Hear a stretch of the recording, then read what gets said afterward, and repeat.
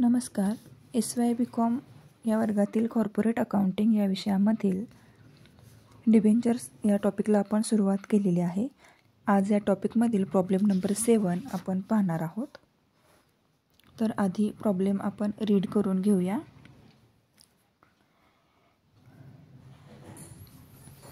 A limited company issued 8% debentures of ₹60,000 on 1st April 2018 and an insurance policy was taken on that date. The debentures were to be redeemed at the end of third year. Premium was being paid annually on 1st April starting from 1st April 2019. The amount of premium was rupees 19,500 on 31st March 2021. The policy amount was received. इथे आपण 60,000 रुपयांचे 8% debentures issue केलेले आहे आणि त्याच दिवशी आपण insurance पॉलिसीसुद्धा घेतलेली आहे.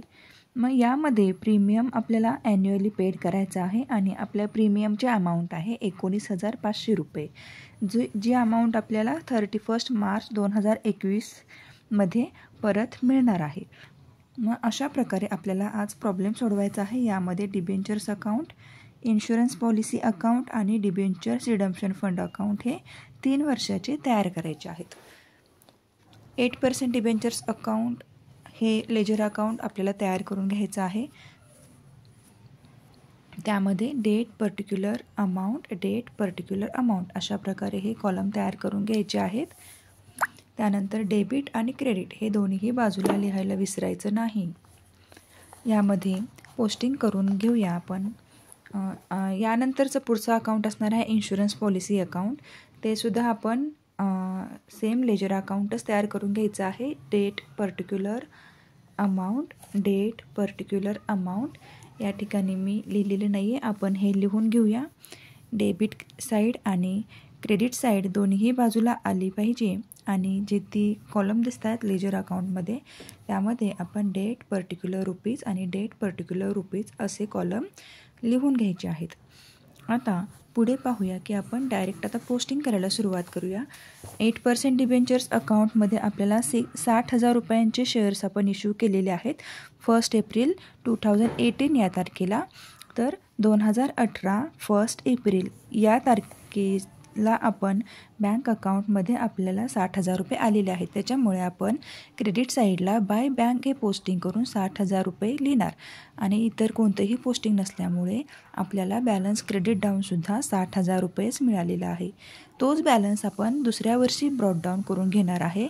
दुसरी कोणतीही अमाऊंट या ठिकाणी नसल्यामुळे 60,000 रुपये आपण दुसऱ्या वर्षीसुद्धा घेतलेली आहे आणि 2020 साली 31 मार्चला कोणतंही पोस्टिंग नसल्यामुळे जो फरक आलेला आहे 60,000 रुपये तो आपण टू बॅलन्स क्रेडिट डाऊन हे पोस्टिंग या ठिकाणी करून जो फरक आलेला आहे 60,000 रुपयांचा तो आपण डेबिट साईडला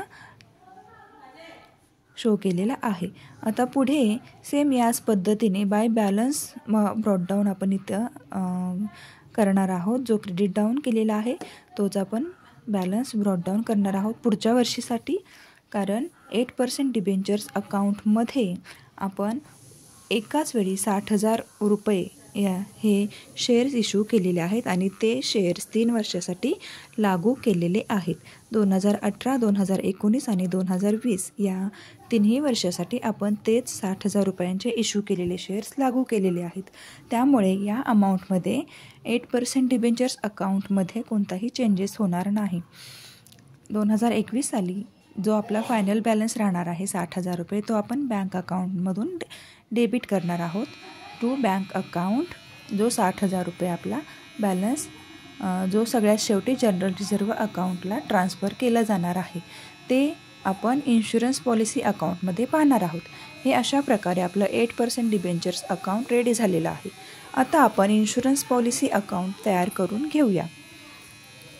यामध्ये इन्शुरन्स पॉलिसी अकाउंटची अमाऊंट 19,500 म्हणजे 19,500 ही या ठिकाणी दिलेली आहे. आपण प्रॉब्लेममध्ये पाहू शकतो की annually amount on 1st April जी सांगितलेली आहे ती 1st एप्रिलला स्टार्ट झालेली आहे. तो 1 एप्रिल 2019ला स्टार्ट झालेली आहे ती 31 मार्च 2021ला क्लोज झालेली आहे.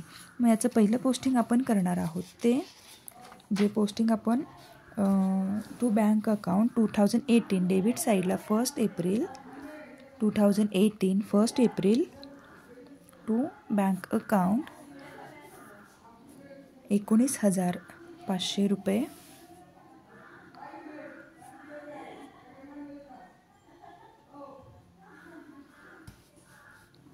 आता यावर्षी आपण फक्त एकच हप्ता भरलेला आहे, त्यामुळे अकाउंट इथे आपण क्लोज करून घेऊया. 19,500 ही डेबिट साईडची टोटल जास्त असल्यामुळे आपण क्रेडिट साईडला सुद्धा सेम तीच टोटल लिहून घेणार आहे. आणि जो फरक आलेला आहे सेम त्याच अमाऊंटचा फरक आलेला आहे, कारण क्रेडिट साईडला दुसरं कोणतंही पोस्टिंग आपण केलेलं नाही आहे. ते आपण 2019 साली 31 मार्च 2019 साली आपण बाय बॅलन्स क्रेडिट डाऊन जो शिल्लक राहिलेला बॅलन्स आहे तो आपण क्रेडिट डाऊन केलेला आहे, कारण की तो पुढच्या वर्षी आपल्याला सेम बॅलन्स ब्रॉट डाऊन करायचा आहे. बाय बॅलन्स क्रेडिट डाऊन 19,500 रुपये हा आलेला आहे. सेम तोच बॅलन्स आपण 2019ला ओपनिंग इयरला ब्रॉट डाऊन करून घेणार आहोत. ओपनिंग इयर म्हणजे 1 एप्रिल हे आपलं फायनान्शियल इयर असतं. ओपनिंग इयर हा क्रेडिट डाऊन केलेला बॅलन्स आपण पुढच्या वर्षी ब्रॉट डाऊन करून घ्यायचा आहे. 2019 1 April by balance brought down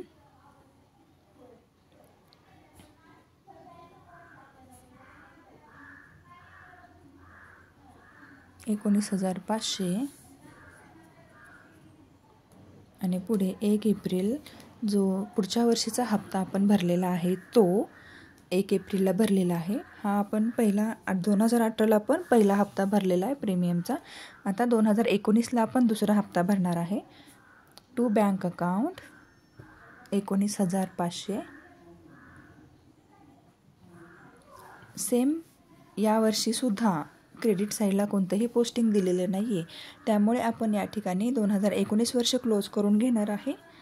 debit साईडची total आहे 39,000, तीच आपण क्रेडिट साईडला सुद्धा लिहिणार आहे 39,000.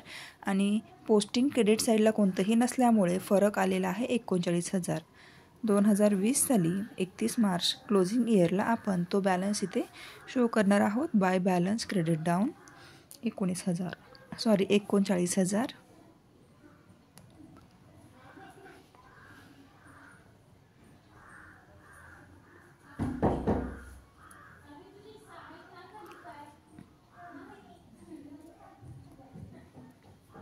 आता हाच बॅलन्स आपण पुढे 20 एप्रिलला म्हणजे 1 एप्रिल 2020 साली ब्रॉट डाऊन करून घेणार आहे.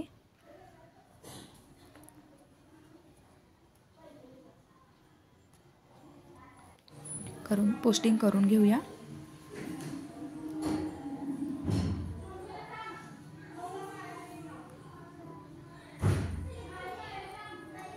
एक April to balance brought down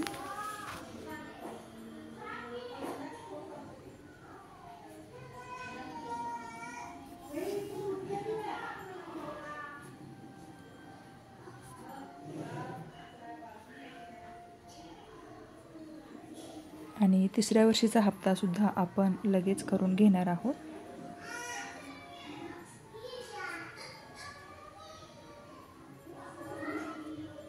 balance brought down केलेला आहे 39,000चा.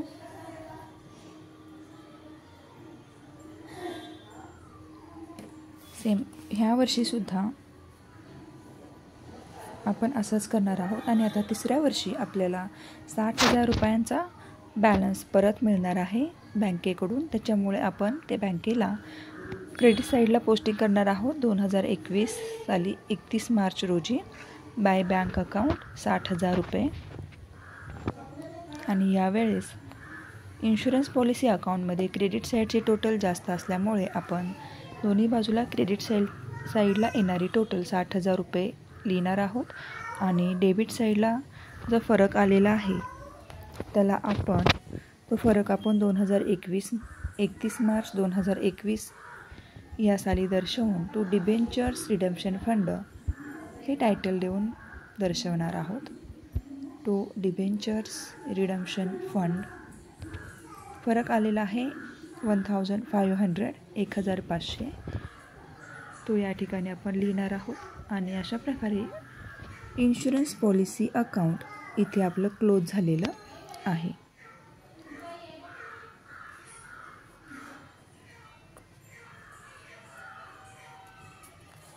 आता आपण पुढचं अकाउंट घेऊया, debentures redemption fund account.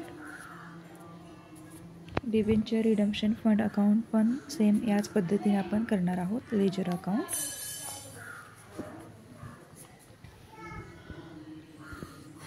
Debit side credit side तयार करून घ्यायची आहे. पण आता पोस्टिंगला सुरुवात करूया. जो प्रीमियम आपण 2019 साली भरलेला आहे 19,500 31 मार्च 2019 साली, तो प्रीमियम आपण क्रेडिट साईडला by profit and loss surplus account या नावाने दर्शवणार आहोत. By profit and loss surplus account 19,500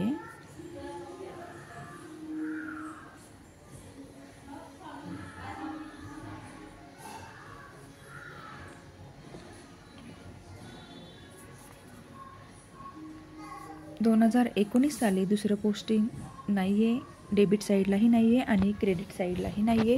त्यामुळे 2019 हे वर्ष आपण इथे क्लोज करून घेऊया.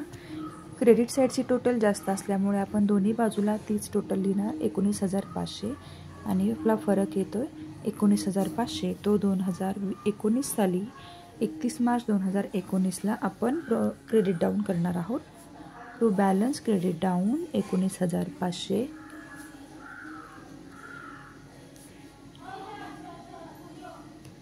19,500. ठीक आहे. मग आता हाच बॅलन्स आपण नेक्स्ट इयरला ब्रॉड डाऊन करून घेणार आहोत पुढच्या वर्षीच्या ओपनिंग इयरला. तो करून घेऊया. 2019चं ओपनिंग इयर 1 एप्रिल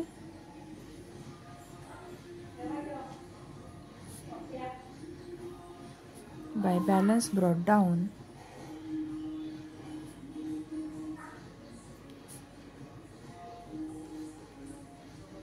सेम तीच अमाऊंट असणार आहे. आणि पुढच्या वर्षीचा जो हप्ता आपण भरलेला आहे तोही आपण या ठिकाणी मेन्शन करणार आहोत. बाय प्रॉफिट अँड लॉस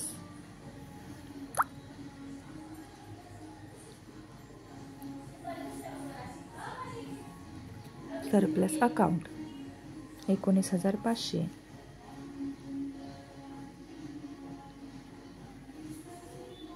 आता आपण अकाउंट क्लोज करून घेऊया. 39,000 टोटल येते आणि क्रेडिट साईडची टोटल जास्त असल्यामुळे दोन्ही बाजूला आपण तीच टोटल लिहिणार आहोत 39,000.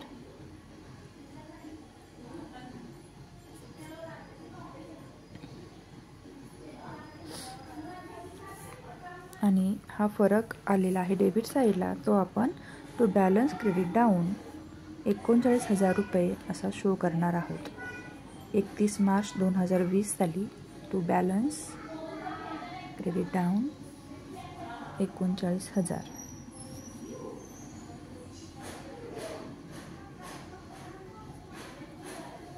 आता पुढच्या वर्षी सेम याच पद्धतीने आपण जो बॅलन्स क्रेडिट डाऊन केलेला आहे तोच बॅलन्स आपण 2020 साली पुढच्या साली आपण तो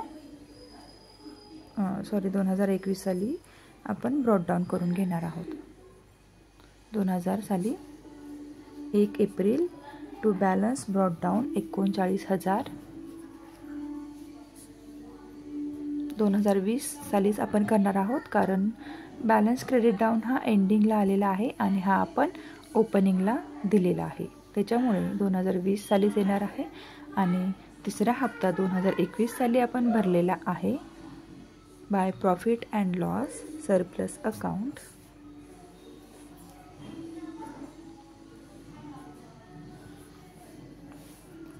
profit and loss surplus account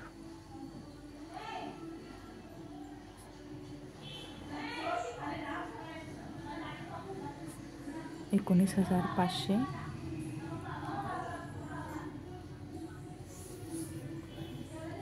आता डेबिट साईडला जो आपण 60,000 रुपयांचं बँकेकडून आलेली अमाऊंट आहे ते अमाऊंट आपण डेबिट साईडला घेणार आहोत.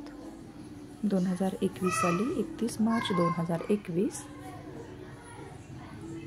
2021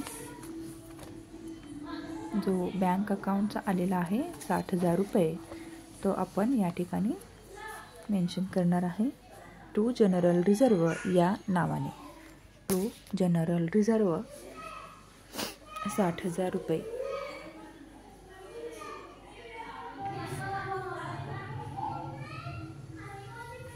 आणि इथे आपली डेबिट साईडची टोटल जास्त येते त्याच्यामुळे आपण दोन्हीही बाजूला तोच फरक लिहिणार आहोत. 60,000 रुपये आणि 60,000 रुपये त्याच्यामुळे आपला फरक येणार आहे 1,500. तो आपण या ठिकाणी मेन्शन करणार आहोत बाय इन्शुरन्स पॉलिसी या नावाने.